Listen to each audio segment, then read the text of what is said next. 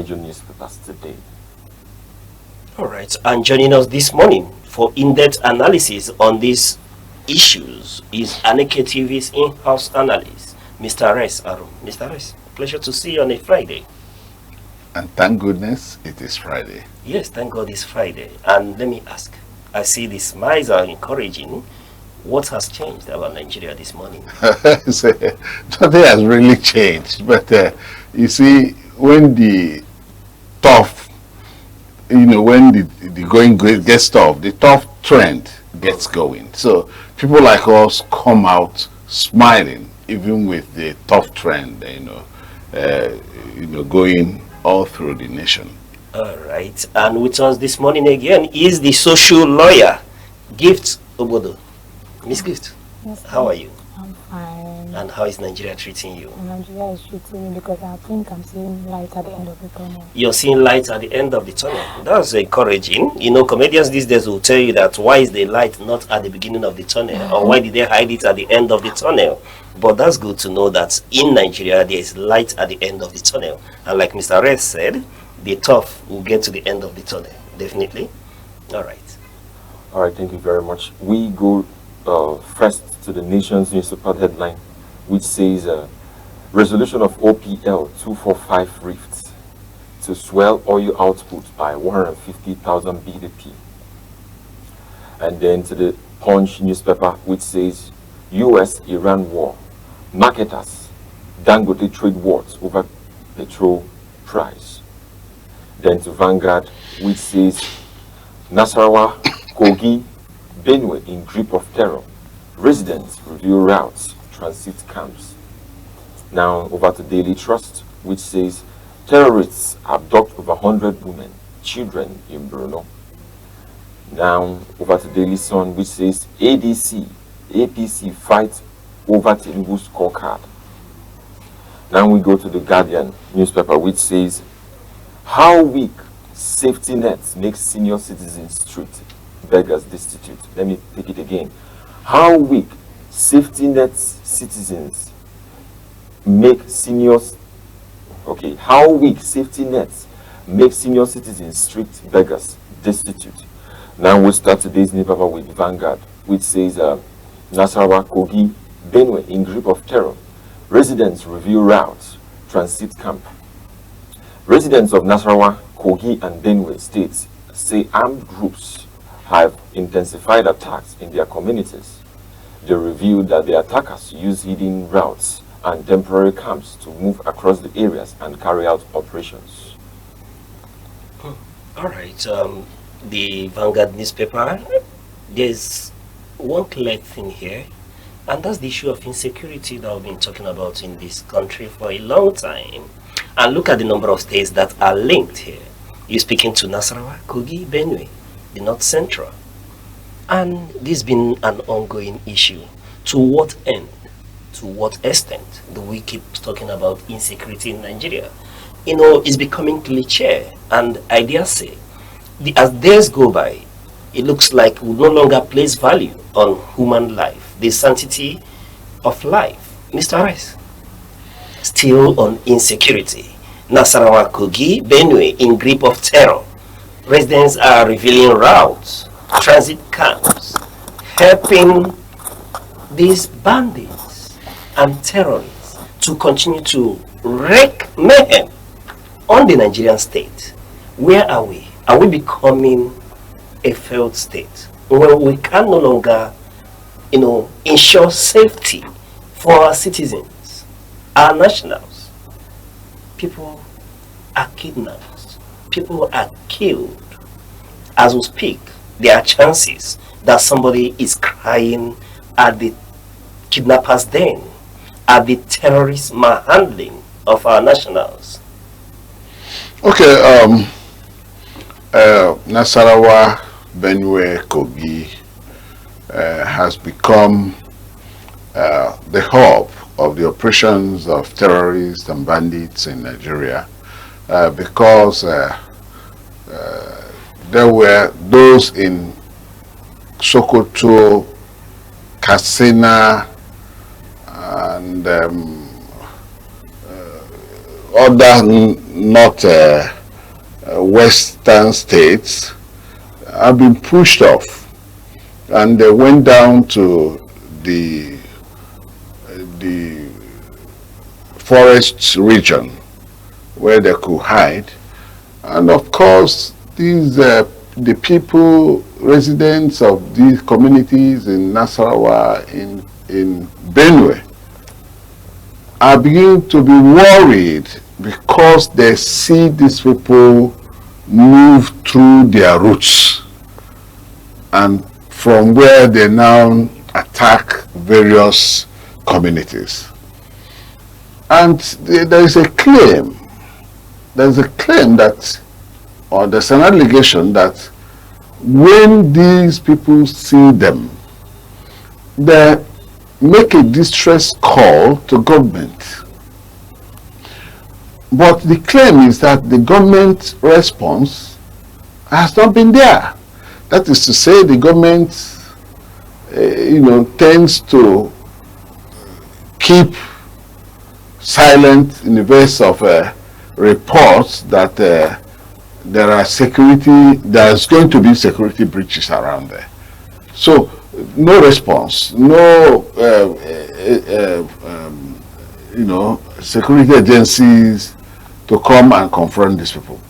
And even in Benue, they tend to have camps, and some chiefs in Benue even gave them places where they are camping. And when security agencies come, probably to the abode or the dwelling place of these chiefs, they will now misdirect them so that they will not go to the camp of these people that are terrorizing their own people. Because one, some of them sold lands to them. Some of them also get certain things from these bandits, especially headsmen, the killer headsmen. They come with cattle, they carry their AK-47. One, according to the report from where we are, said one Ado was arrested sometime, and about 26 AK-47 was found on him. That is the people that were alleged to be involved in the Yelwater massacre of people in Benue State. So the security situation is this bad. So governments tend to deny that they are not aware that these bandits and terrorists go through these borders. But these are forest routes, known routes. These are known routes. Government have access to get them there. They have access to these routes. They know these routes. These were routes that cattle raiders normally uses. Throughout Nigeria, that route is defined. It is in the map. So these routes are the routes of the terrorists. And then if you come to Kogi, Kogi has a dense vegetation. So those people from Niger, Katsina, Sokoto and Zamfara have pushed down to the Kogi dense vegetation. And that's where they're hiding. And from there, they move out to do attacks. Even the recent one that happened in Kwara, they come and hide in the dense area of Kogi State, and from where they move out to attack. And then we are seeing a situation where there hasn't been any serious incursion on their activities, incursion on them, and we have also seen beyond the Nasarawa, Kogi, Benue problem, we have seen various other terrorist actions across other parts of Nigeria.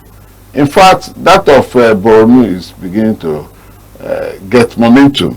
It's as if maybe the Americans are no longer here, because Nigerians were already jubilating that the Americans have come in and then within the shortest time, they'll be able to decimate the criminals, the bandits, and the terrorists. And then we are now seeing a growing stage of banditry and terrorism in Nigeria. It is even growing because what we have had since the Sokoto bombing, we have not had it all through the years they were operating. We have had more within this short period of between Sokoto bombing and now. So, that is the December. In your estimation, you're saying that with the incursion, I use the word incursion of the Americans into this security challenge, starting with the bombing at Sokoto in December of 2025, that there's escalation, or that the bandits, I use the word terrorists, that they have been emboldened. There's no doubts about that. The indices are there. That's escalation. We have had more problem than we had even before the bombing. And even with the dispatchment, the dispatchment of the American soldiers to come in and help us, and of course the grant of arms, ammunition, and even capital to the Nigerian government to help combat terrorism, and all the other diplomatic missions made by the president, even to Turkey and so on. We have not seen anything different. We have not seen anything different. We have seen worse situation. When I'm saying worse scenario, is that, like I mentioned, the indices are there. If you look at what has happened within the bombing, within the period of December bombing and now, and then within the period Boko Haram and other insurgent groups started with banditry, then the record of kidnaps, the records of killings, and so on and so forth, have been more. And that is a very short time. So we have had a worse scenario. So I wonder what the Nigerian government is actually doing. I've not seen so much. So which means more has to be done. More has to be done. More has to be done. But let me, before I let you go, are we seeing, retired Major General T.Y. Danjuma at one point spoke to collusion? And if one is to go by that, are we seeing situation where the collusion now, he did speak to the state colluding with those who are terrorizing us? Are we seeing that both traditional rulers and locals are now colluding with their oppressors? We are talking about a mass sabotage. When you talk about corruption becoming endemic in a country, then you are talking about a whole lot of people being involved in criminal things. The criminal tendencies that are spurred by the prevalence of corruption in Nigeria, has set the pace. And that is why people are colluding, even those vested with the responsibility of checking the excesses of criminals, responsibility of, taking care of lives and property of Nigerians, are beginning to be involved in such a criminal tendencies, that results in the inability of government actually, doing the needful, because these things are sabotage. Those in government sabotage it. Information. There are information that terrorists could not have attacked certain places if they were not given information. So which means there's a mole in the midst of those who are fighting terrorism.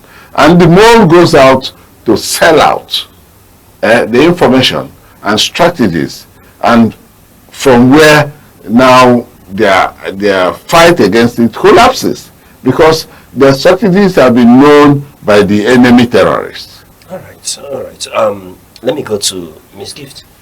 Looking at this whole scenario that we're witnessing, are you, of the view that human life in Nigeria is no longer sacred, and that perhaps the Nigerian state is being overwhelmed by the insurgents?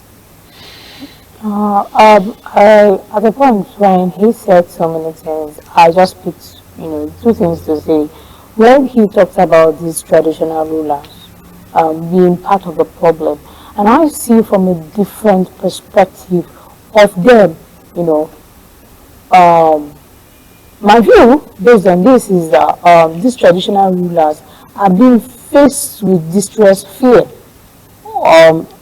these terrorists, inciting fear in them and them being under duress to do some certain activities which, to the public, they are part of the problem they are being facing like in the local communities. I feel like the government has a major role to play here because now, if these traditional rulers try to alert the government that see certain things and activities is going on in the community, what diplomatic you know situations where government could not secure their lives and ascertain or justify the fact that yes, you have given out the information. Now, is there any guarantee that their lives, the properties, and the community in which they are giving out information to safeguard is safe? Now, these are the major problems. When individuals are being in the fear column that my life is at stake.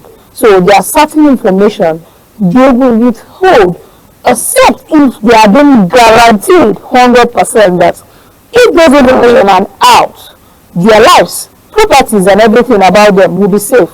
So I think there is an indication of fear in those local traditional rulers who are the major key pointers that will help secure the communities and the various states. All right. One thing here is that perhaps the locals no longer trust those who are supposed to take care of their safety. But Mr. Rex, let me come back to you.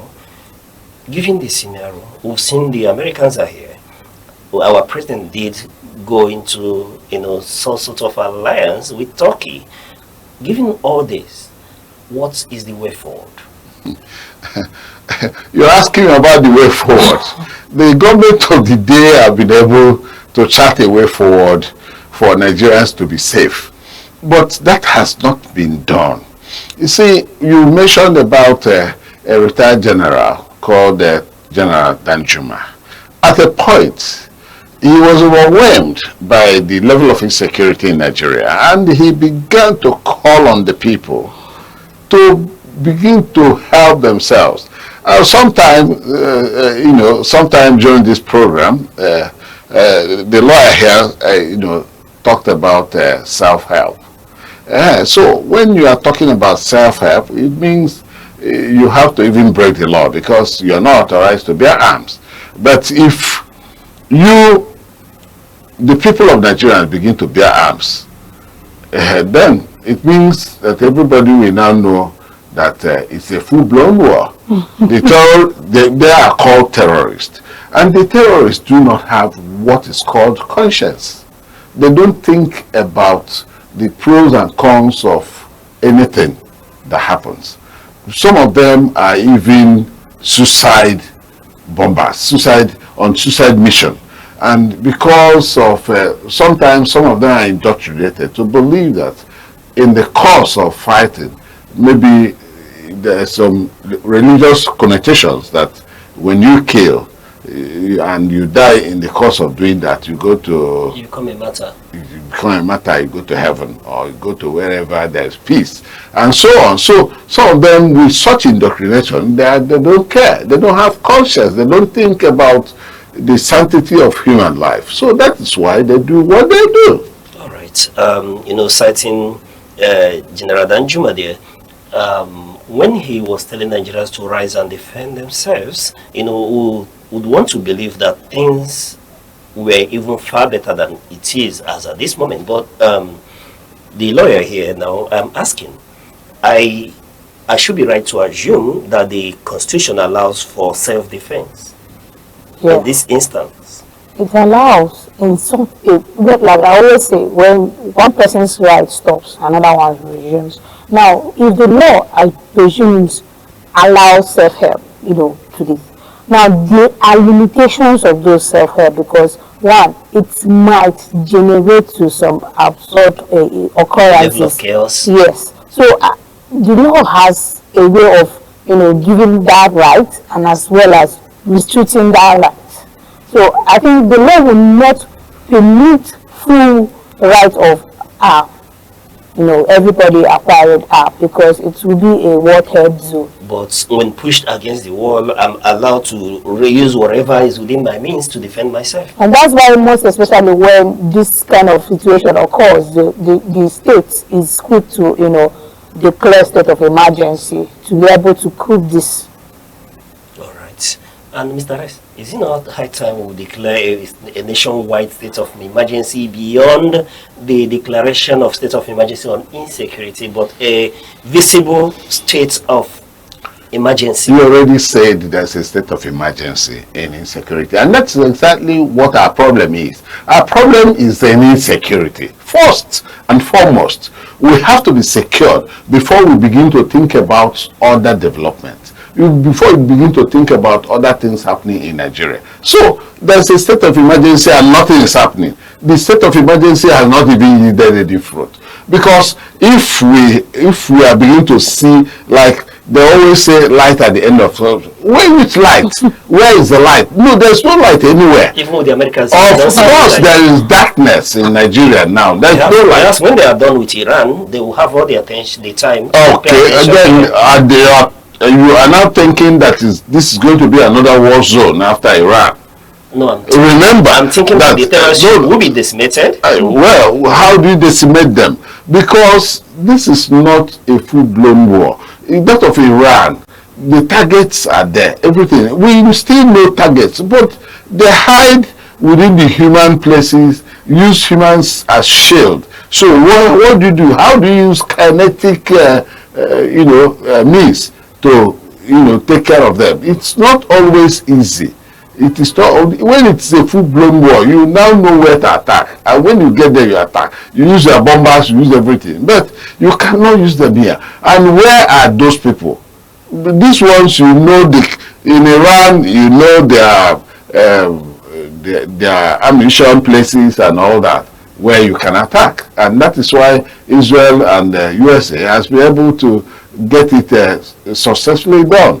All right. And yes, you're right. When one listens to the current Minister of Defense, retired General, he did, quite speak to that, the issue of these terrorists being amongst us, being in the marketplace and hiding and using human beings as a human shield, But be that as it may, one continue to, plead on the Nigerian government to equally continue to do more.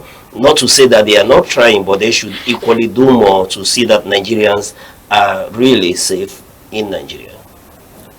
All right, moving over to Punch newspaper. We have US-Iran war.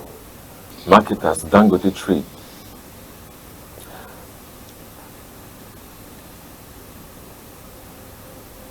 Punch, it says US-Iran war. Marketers Dangote trade wars over petrol price. Petroleum marketers at the Dangote refinery are disputing petrol pricing following the global oil shock caused by the US-Iran conflict. Marketers blame refinery price adjustments for rising pump prices, while the refinery says the increase is due to surging crude oil costs and global supply disruption. All right. Looking at the Punch newspaper, where we're being told that the US-Iran war, is leading to another war in Nigeria, away from the battlefront in Iran, where we saw that the attempt to close the Strait of Hormuz, the most important choke point in global oil market, did in ways ensure there's an increase in the price of Brent crude. And away from the battlefield in Iran, we are seeing marketers and Dangote at it again. Mr. Rex, this is not the first time. They've always have a go at each other. Now they are complaining to the increment in price. Are they averse to Dangote increasing its price and wanting to make profit as well? They are generally averse to Dangote even setting up a refinery, because setting up that refinery has become a blessing to Nigeria and Nigerians. To Nigeria in the sense that at least in the face of this global challenge on oil production, we could have been having serious problems. The marketers would have by now skyrocketed the pump prices of refined crude to very astronomical level at this stage. But because we have Dangote that source the crude here and continue, and there is no war here, at least he has access to crude and the refinery is working, nothing has stopped it. Because the challenge is that, crude drilling has stopped in the Middle East, which is where you have the richest deposit of crude oil on the planet. Although you have Venezuela as the highest, but at least you have almost all the countries in the Middle East, almost all of them, with crude deposits, and they are all drilling. So it has now skyrocketed the price of crude. Now the crude from 72 to 80, 82 or something, and now Dangote is buying crude, of course, on that price. That is why it increased the pump price of the refined products, because it has affected, because he secures that thing at the international price, the crude oil. So it will always affect his production. And that's why he now increased it. So the marketers now, who do not even have enough to give Nigerians. Dangote is even saying they should go and de-escalate the war in Iran so that they will be able to import and then put down their own prices. Let us see, because they are just against Dangote. If Dangote pushes price down, they will complain. Dangote pushes price up, they'll complain. We are here in this studio and we've been doing analysis on it. We've been talking about it. So it is as if Dangote and marketers are having a running battle with the sales of refined petroleum products. So that is a competition, but I hope that this competition should be healthy. It will not result into things that will begin to mar our economic development. All right. But be that as it may, are you saying that the Dangote refinery is justified in raising the gantry price, as leading to the result of increase at gas stations all over the nation? Why would somebody agree that it is justified when the crude has risen up to $80-something per barrel? Of course, it certainly will reflect in their refining the price at the end of the day. So, and of course, if we go back to see when he reduced the price, he reduced price from December. He has reduced price up to 2 times, and who has complained? If not the marketers too. They complained that the reduction in price, that the landing cost of what they are getting is higher, and it's reducing price, and so on. Now he has hiked it up, and they are beginning to complain again. So what's the complaint about? Let them say exactly. If they want the federal government to close down Dangote oil refinery, let us come out with it, and let them come out with it, and let us know why they want the refinery. I think that ship had set sail. Dangote refinery, nobody is closing it down anytime soon. But let me play a little bit of the devil's advocate here. The Dangote refinery that we speak about, before closing down, distribution of the gas in terms of fixing the gantry price, one may argue that they had both stock in place. So why were they in a hurry to fix and adapt to the new international pricing? You are what you said is neither here nor there. You do not. Okay, the marketers have old stock. No, the Dangote refinery. No, you can. Excuse me. You may not completely, come to that conclusion, because as Dangote is refining the petroleum, they are pushing out. They may not even have that kind of reserve that you talk about. Well, you are talking about the reserve. And even if they have old stock, is it not from the sales of that old stock that are going to buy the new ones, which prices have skyrocketed? Is it not from the sales of that one? They would then not have enough money to buy the new ones. Of course, they buy the crude before they refine and sell. So whichever way, that is business for you. That is how business is. Business fluctuates everywhere in the world. In every business you do, it is the profit, even if he has old stock, it is the profit of such person that has old stock before there's a price hike. The moment there's a price hike and you have an old stock, that is the time you're going to make extraordinary profit. So are people not wanting Dangote to be profitable? That is exactly what. Are you saying that people should be working against Dangote for making profit? You should be able to peg Dangote's profit, tell him how much he's going to make. Companies make profits at will, depending on the market situation. The market situation, the demand and supply, and all the surges that are associated with marketing. So nobody should even begin to think about, having an old stock, pegging the price, hiking the price, and all that. It is his right to do so. It is not an offense. It is not unconstitutional. Right. And of course, it is a deregulated economy. All right. And in capitalism, that is allowed also. But one thing we'll continue to speak to is that those that government has issued the license for refineries should do quick and come on board, as that would help Nigerians, especially given the fact that if Dangote refinery wasn't on board at this point in time, one would imagine what Nigerians will go through to, source petroleum products in these times that the world is, bedevilled with the Middle East crisis. Thank you very much for that. We move over to the next newspaper headline, which says, that's from Daily Sun. It says, APC fight over Tinubu's scorecard. Daily Sun says, APC fight over Tinubu's scorecard. The African Democratic Congress, ADC, and the All Progressives Congress, APC, are in a heated disagreement over the performance record of President Bola Tinubu. While the ADC criticizes the administration's achievements and policies, the APC defends the government's efforts, highlighting reforms and progress made so far. All right. ADC, APC at it again is normal that the political parties will always have a go at each other. There will always be many rooms, several rooms of disagreement.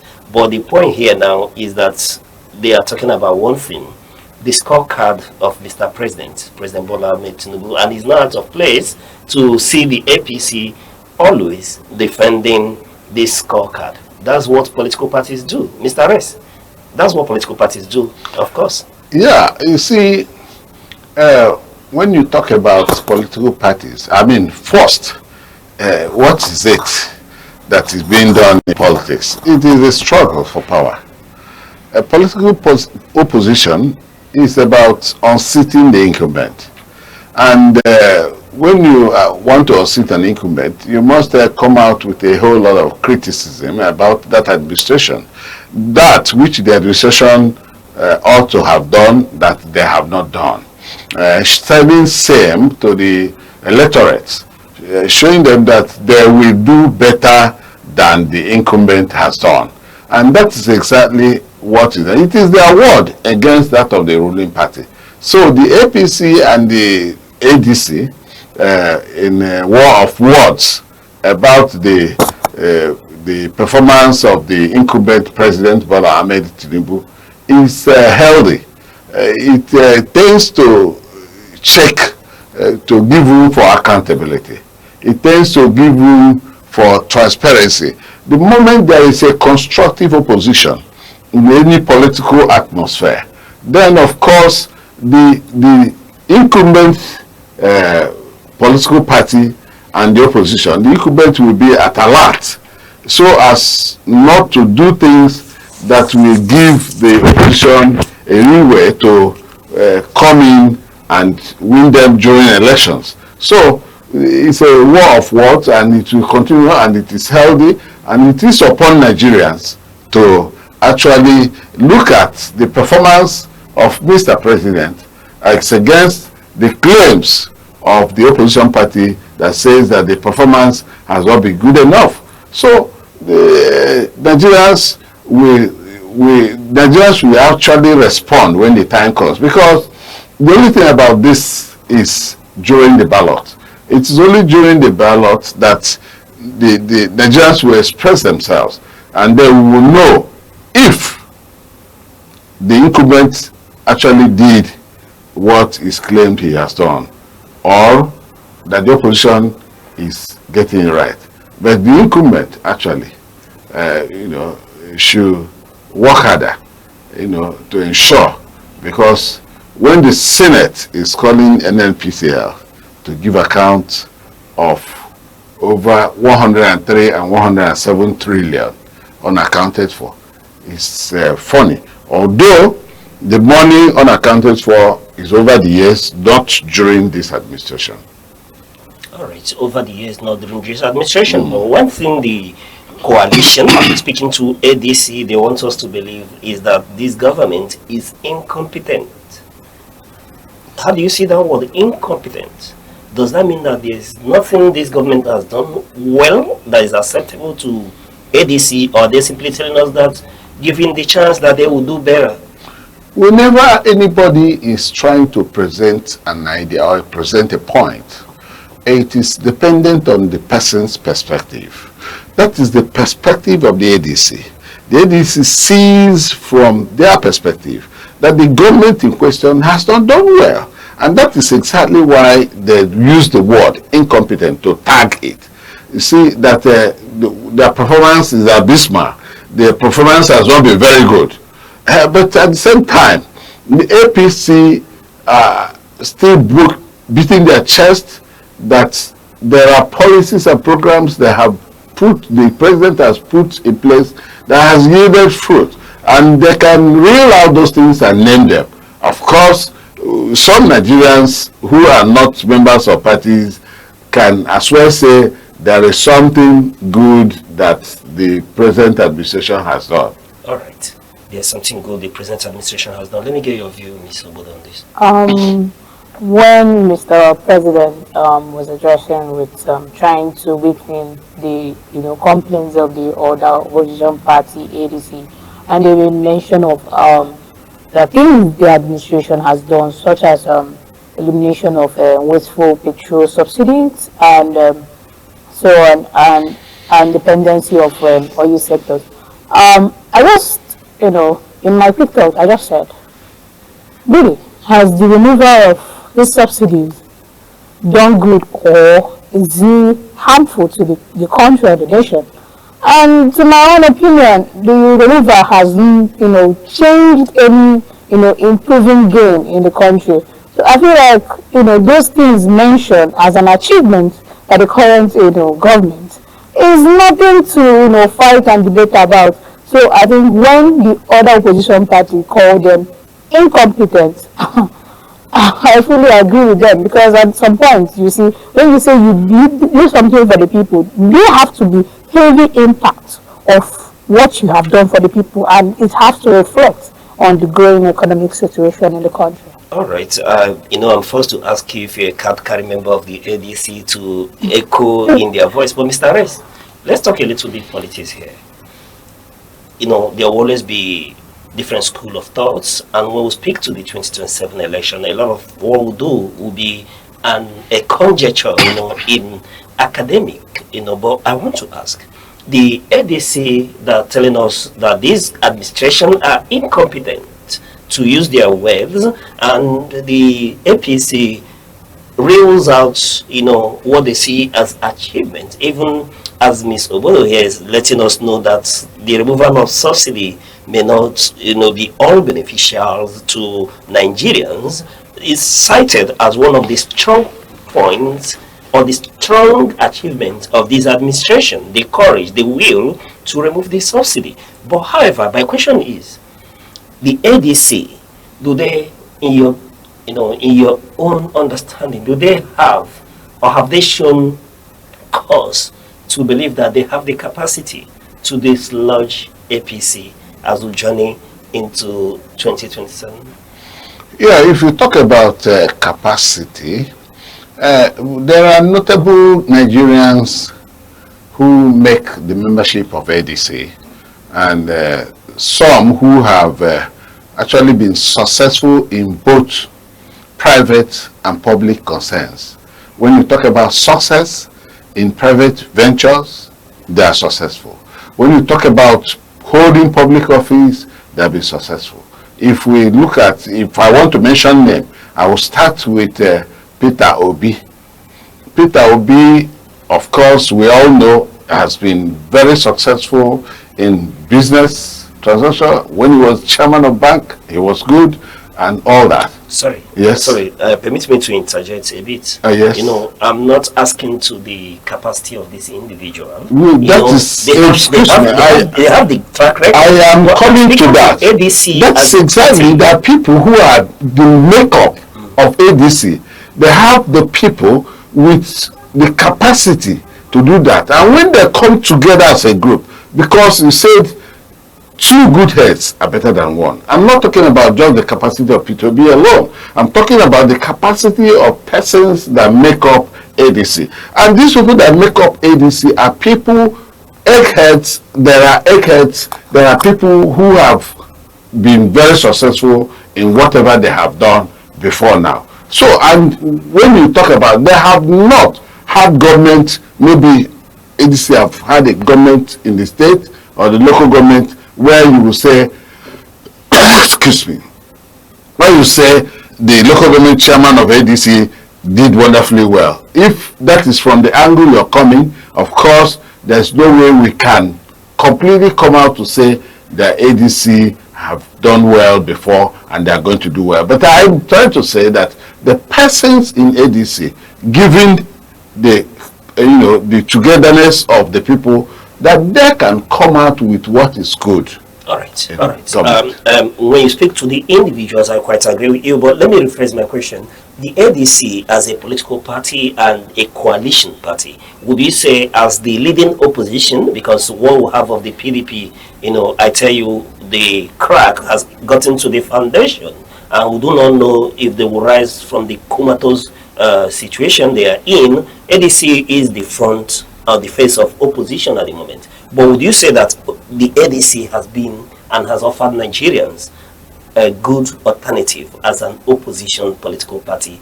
Have they offered real opposition? It is a fresh coalition. The coalition came into being just last year. I think the coalition is now up to a year old. The ADC as a party has been there, but the coalition or the makeup of people in ADC is now up to a year old. And because of that, they are organizing themselves. It's unfortunate that they are very, very new and they are running helter-skelter to beat even the deadline because of the electoral issues, the ANEKE issues, the Electoral Act Amendment and all that. But I see a situation where the ADC will do well if they are given power. They will do well because they will do well if they are given power, but power is never given. And when I back that up with the off-cycle elections that has happened, ADC has not, they don't have any showings so far. But I want to take you on again on the issue of organizing, because you want us to believe they are still organizing. Do you see them being able to organize to, come out through the new electoral Act 2026 that stipulates a guideline preparatory to the election? Will they be able to meet that guideline? Well, it's not easy.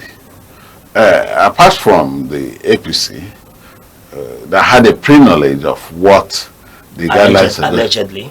Allegedly. Oh no, excuse me. Allegedly. We are talking about the APC now. The APC is the majority of the members in the National Assembly who are making the laws. So there are Do not tell me that I'm only alleging. I No. cannot allege because I know these are members. They know what they are doing and they support what they are and doing. there were oppositions there too. NDC had senators there as well. Yes, of course, they had senators there, but the senators are members of the House. In fact, the opposition members in the National Assembly may have been overwhelmed. That is even why. May have been overwhelmed. Yes, may have been overwhelmed by the number of their counterparts in APC, because they could not even look at the electoral act, the other areas of the electoral act that's been amended. They only concentrated on section 63. And now they are crying, they are now beginning to see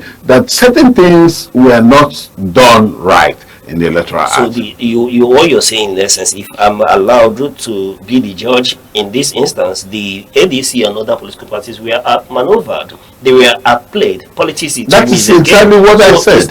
That is why I said the APC being in the know of what is going to be the outcome. Or knowing what they wanted from us. Yes, exactly. Being the know of the outcome of the electoral. When you use the word being in the know, it should be as if this electoral act was cooked at the kitchen of the APC. Of course it was. If No, it is we had opposition members in the committee. and when the opposition members protested, they protested. They protested and later stepped down their protest and joined. No, not that. No, I disagree with that. Well, I'm talking about somebody protested. I mean, the Abia State Senator Abaribe came up with a motion, and later we withdrew the motion. And the other day he wants to come up with that motion when they finally did Why it. did he step down the motion? Because of the situation There was an at that agreement. time. He had agreed with his colleagues on where to go. So what I'm saying is that whichever way it is done, the APC were in the know of what was going to be the outcome of the thing, because they had the majority, and that is democracy. They had the majority. Even if they are going to vote, and when they put the things on vote, but even they did not even vote. There was a voice vote, and there is a protest that even the voice vote was not properly done. The speaker who called the voice vote gave it to the opposite side, and that thing has been there. And the moment the gavel goes, that's the end of it. So they knew, and they started early enough to organize themselves. That is why. But I still insist, Mr. Rex, that the opposition, especially the LDC, didn't give us a veritable alternative. They didn't offer strong opposition to the Senate's position on this, leading to why the president quickly assented to the bill. You see, you are not looking at a script. It was like a script. They decided to do it, and there's nothing anybody can do about it. This is because even those who are you're not supposed to be talking about political parties in the National Assembly. You are supposed to be talking about the collective will and aspiration and interest of the Nigerians, not the interest of your political party that got you into the assembly. So, and all the members of the APC who are in the nation jettisoned the collective aspiration and interest of the masses of Nigeria. That's exactly why they did. You see, people are still opposing that act. People are still talking about that act. People are still saying things about it. If you go and do a random sampling, if you sampling of the opinion of the people, if you do a vox pop, in Nigeria, if you do anything that has to do with the opinion of the people, you find that the opinion is overwhelming on the way the act was done was not good, and of course some of the contents of that act is also not well made for Nigerians. While listening to you, I refuse to agree totally with you, even when you're making cogent point, because when I look at trajectory of political parties... So why did you say it's cogent and you disagree? When I look at the trajectory of political parties, especially given to where APC was coming from, the opposition who knew how far they went, they kind of veritable opposition, they offered an alternative to the Nigerian masses. When they disagreed loudly, leading to protests, leading to sit-outs. I was at Ojota Park, chaired by the sitting president, President Bola Ahmed Tinubu, when the opposition disagreed with then sitting President Goodluck Jonathan on the issue of subsidy removal. They made it loud. They made it louder. The whole nation, the world heard. And one was expecting similar from a coalition opposition party that wants us to listen to them, that wants us to believe them, that this government is incompetent. The National Assembly, Nigerians sat in the National Assembly. People, prominent Nigerians politicians. sat in National Assembly. Was it chaired by the ADC? They were supposed to be the leading light. They did. People out there. Pockets of members of ADC. These are individuals. So you mentioned about Tinubu who sat who saw APC. Who saw APC at Ojota. Tinubu came out and protested against the removal of subsidy, and immediately he became president.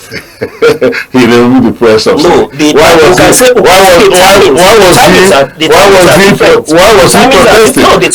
different. Because he was in opposition. Because he was in opposition. That's why he did. And now he's the opposition capitalized.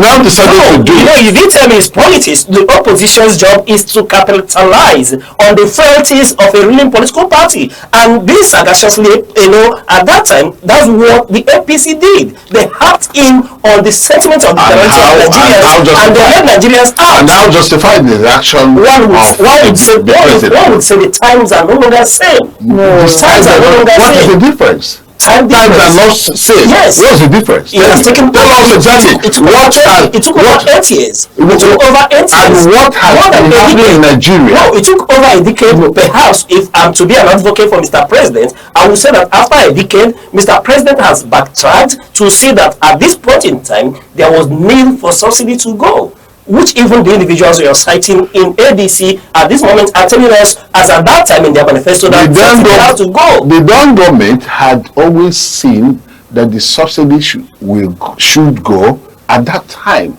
He never saw it. So he was in slumber. He thought it was not right for subsidy to go. Immediately he became president. He woke up from slumber. Speaking to power. Speaking to power here. You didn't tell me that power is never given. Why would you allow your analyst power is taken to make submission? No, you are making your points here. No, allow me to make my submissions. Mr. Rex, the issue here is that power is not given. APC stood up for Nigerians. They had an opportunity and they took power. ADC, and I ask you, is ADC power is not given? You said power is also given.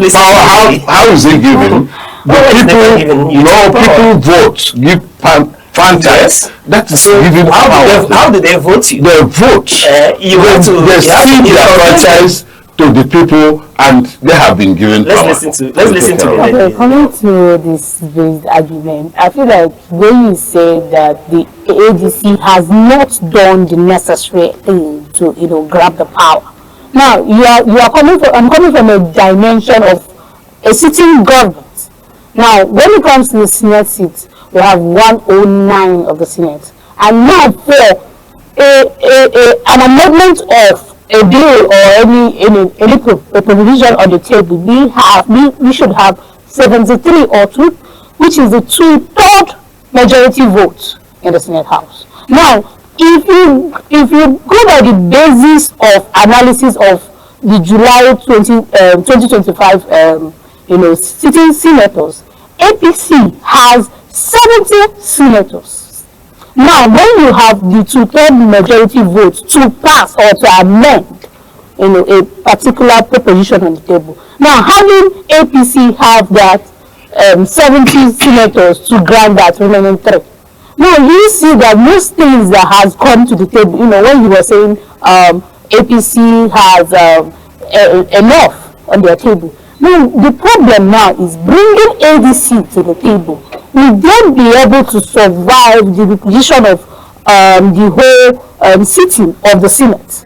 Now, which we know that the APC has an upper hand majority there. So it will now defect the proposition of the ADC, because they I see them as a toothless big dog at this point, because they have to go into the limits of power, which is going to be difficult. They have to test it, grab it first before they're able to exercise their own insurgency. All right, Mr. Rex would want to disagree with us, and I agree with you, although I make exception to the word grab, but what in essence, in summary, what we are saying here is that APC have not given us a veritable opposition in terms of leading, especially, given the speed with which the Abio-led Senate had to reconvene and backtrack a bit, had the ADC, charged Nigerians and taken opportunity of the individual Nigerians that converged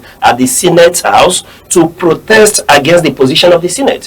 One would know, and you know quite well, and you agree with me, that as of today, the story would have been different. They would have listened if that cry was loud and louder, charged under and the auspice of the speakers of the ADC, would have achieved a different outcome. Let me not use some.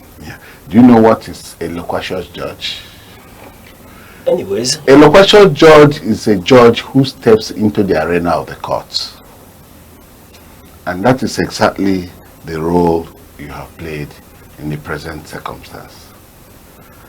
Anyway, I think it's you who should rest this discussion and let us go further. Anyway, Mr. Rex, the position here is that the ADC and the APC, in as much as they go at each other, what Nigerians ask and what Nigerians want is a representation, either from the APC or the ADC. When the ADC are speaking, Nigerians want to have an opposition that is virile enough to make the ruling party stand on their toes.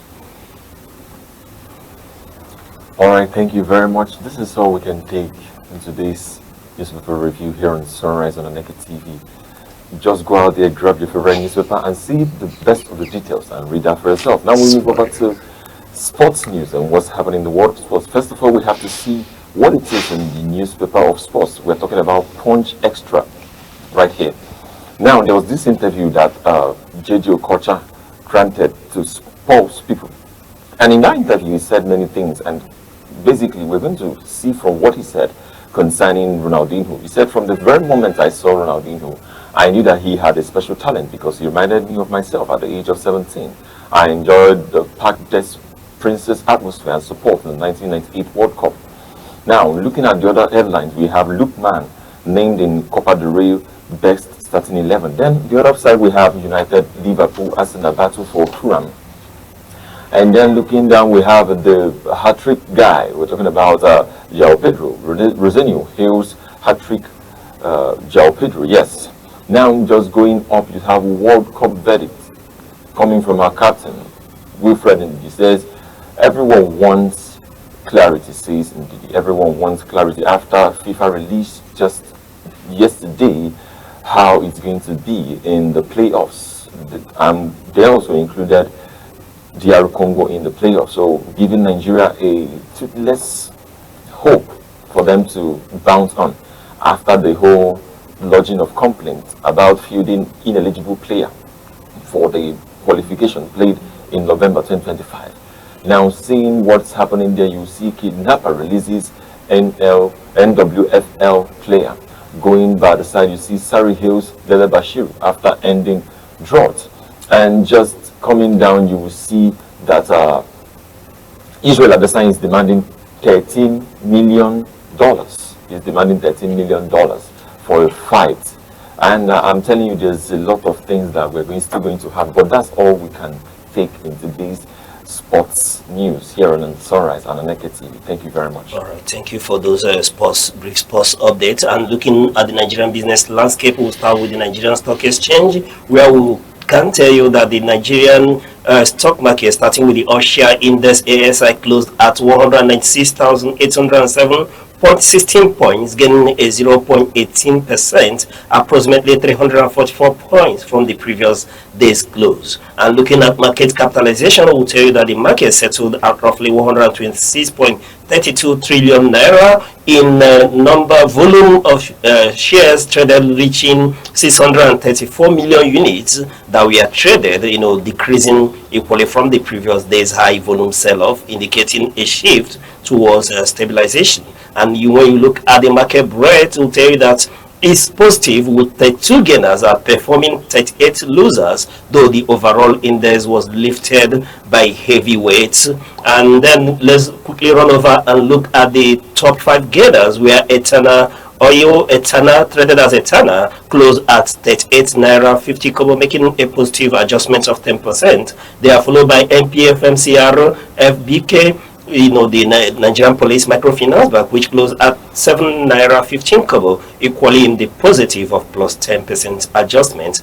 Premier Paints, traded as Prem Paints, closed at 13 naira 30 kobo, making a positive adjustment of 9.92%. They are followed by Custodian, which equally is in the positive of 9.71%, closing their book at 76 naira 80 kobo. And FTG Insure, closed their trading on 1 naira 36 kobo, equally in the positive of 9.68%. Running quickly to the top 5 losers here, we'll see that Triple G closed at 4 naira 26 kobo, in the dip of 9.94%, followed by Multiverse, which closed at 20 naira 45 kobo, making a dip of 9.91%. Here they are followed by Jais Bank, which is equally in the dip of 7.41%, closing at 10 naira. And we are seeing Honeyflow, that's Honeyflower, traded as Honeyflow, closing in the dip equally of 7.11%, closing their book at 20 naira 90 kobo. And the last year's Dangote Sugar closed trading yesterday at 69 naira 40 kobo, in the dip of 7.10%. And that's all we can take this morning on Nigerian stock market performance. However, please, before you make incursion into the Nigerian financial market, please do well to consult a certified financial analyst. This is due to the volatility of the market. But do know that you can take position now. All right, thank you very much. This is all we can take for today's Sunrise edition here on ANEKE TV. Thank you for waking up with us, and good hope, Chukuma. All right, and Mr. Rex, thank you for those in-depth, heated debates and analysis on Sunrise this morning. Thank you. It's always a pleasure to have you. Thank you for having me. And Ms. Gift Obodo, thank you for your inputs. Yeah, it's always a pleasure to see you here. And it's Friday. I hope you enjoy your weekend as well. Yeah. And I'm Uche Ossai. On behalf of all of us here at Sunrise on ANEKE TV, we'll say thank you for watching, and keep watching till we come your way same time on Monday. Bye-bye.